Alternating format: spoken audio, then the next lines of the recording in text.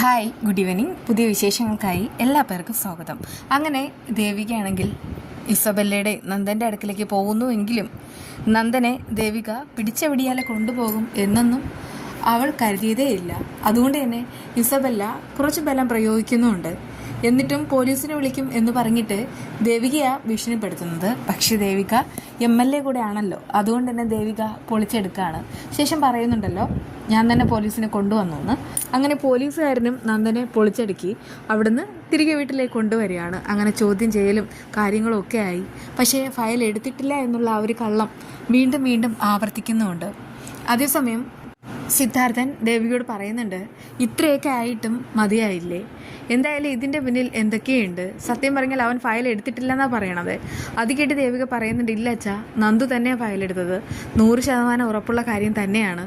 കാരണം കുറച്ച് ദിവസം മുൻപ് ഞാൻ ഇങ്ങോട്ട് കയറി വരുന്ന സമയത്ത് അമ്മയും നന്ദുവും കൂടെ ഫയലിൻ്റെ കാര്യം സംസാരിച്ചിരുന്നു.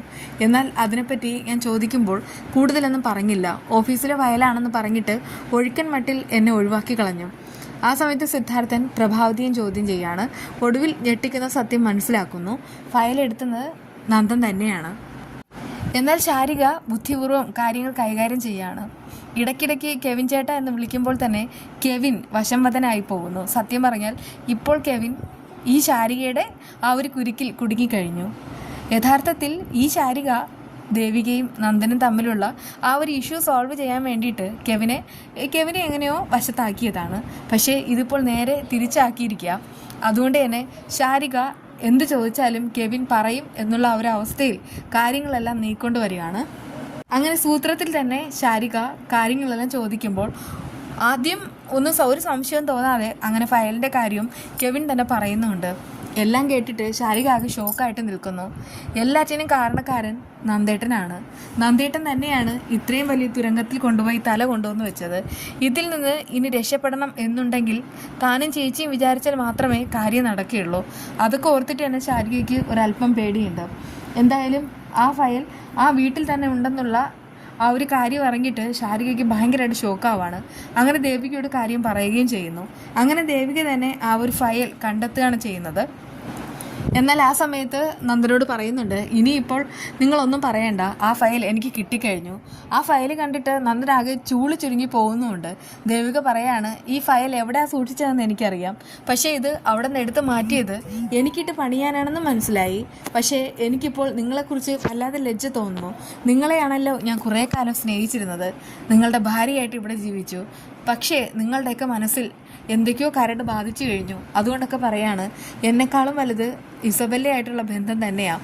അതുകൊണ്ടൊക്കെ തന്നെയാണ് പെട്ടെന്ന് തന്നെ ഇല്ലീഗലായിട്ട് താമസിക്കാൻ വേണ്ടിയിട്ട് റൂമെല്ലാം വാടകയ്ക്ക് എടുത്തത്. അത് കേട്ടിട്ട് നന്ദ പറയുന്നുണ്ട്, നീ എഴുതാപ്പുറം വായിക്കേണ്ട, നിന്റെ ഫയൽ കിട്ടിയില്ലേ? ആ കിട്ടിക്കഴിഞ്ഞു. ഈ ഫയൽ എങ്ങനെ എൻ്റെ കയ്യിൽ കിട്ടിയതെന്ന് നിങ്ങളറിഞ്ഞാൽ നിങ്ങൾ അത്ഭുതപ്പെടും. അതുകൊണ്ടൊക്കെ പറയാണ്, ഇനി നന്ദുവിന് എന്തെങ്കിലും പറയാനുണ്ടോ?